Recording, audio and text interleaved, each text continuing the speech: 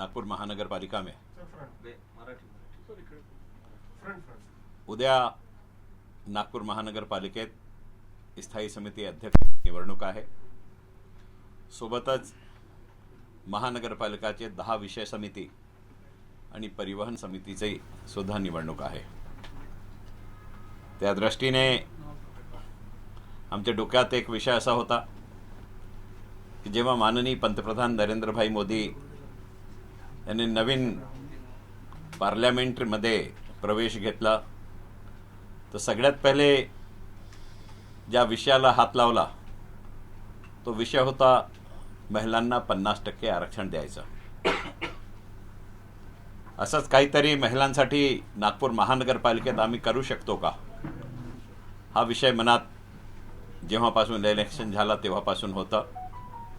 आमची core committee, आमचे पक्षाचे ज्येष्ठ नेते आदरणीय नितीनजी, आदरणीय देवेंद्रजी, आदरणीय चंद्रशेखर बावनकुळेजी या सगळ्यांशी चर्चा केल्यानंतर सगळ्यांनी त्याला अनुमती दिली।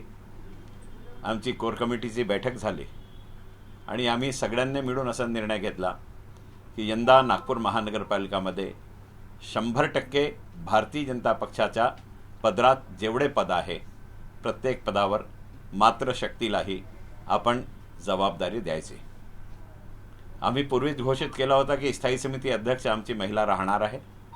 त्यासोबतच जे 10 विषय समिती आहे त्यांची अध्यक्षसुद्धा आमची मातृशक्तीच राहणार आहे। याशिवाय परिवहन समितीची अध्यक्षसुद्धा मातृशक्तीच राहणार आहे आणि येणाऱ्या काळात जे 10 झोनचे 10 झोन सभापती होतील ती सुद्धा महिलाच राहणार आहे। या दृष्टीने 100% महिलांना यावर्षी प्रशासन चालवण्याच्या दृष्टीने जबाबदारी देण्याचा भारतीय जनता पक्षाने एक ऐतिहासिक निर्णय घेतलेला आहे। ती माहिती आपल्या माध्यमातून सगळ्यांपर्यंत पोहोचली पाहिजे, कारण देशातली ही पहिली महानगरपालिका ठरणार आहे जिथे प्रत्येक पदावर प्रमुख असून मातृशक्तीच असणार आहे। आम्ही आपल्या माध्यमातून काँग्रेस पक्षाला सुद्धा निवेदन करतो की आम्ही हा निर्णय घेतलेला आहे।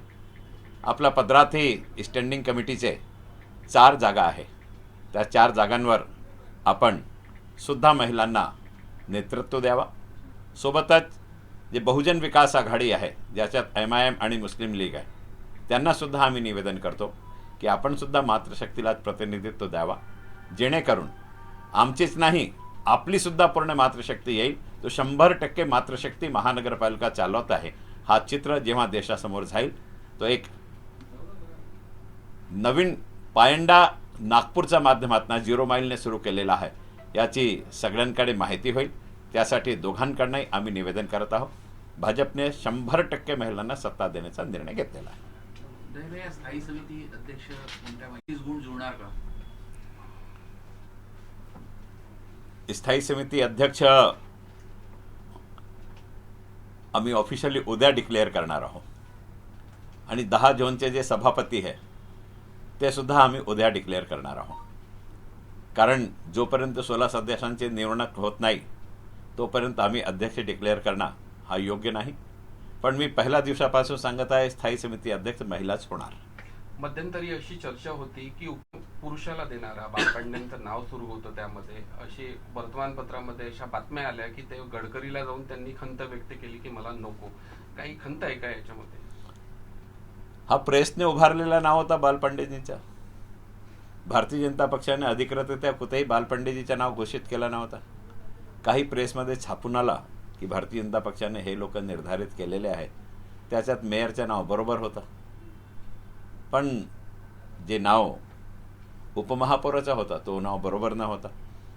भारतीय जनता पक्षाने ज्याला उपमहापौर करायचा होता त्यालाच केला आणि तीच उपमहापौर आहे।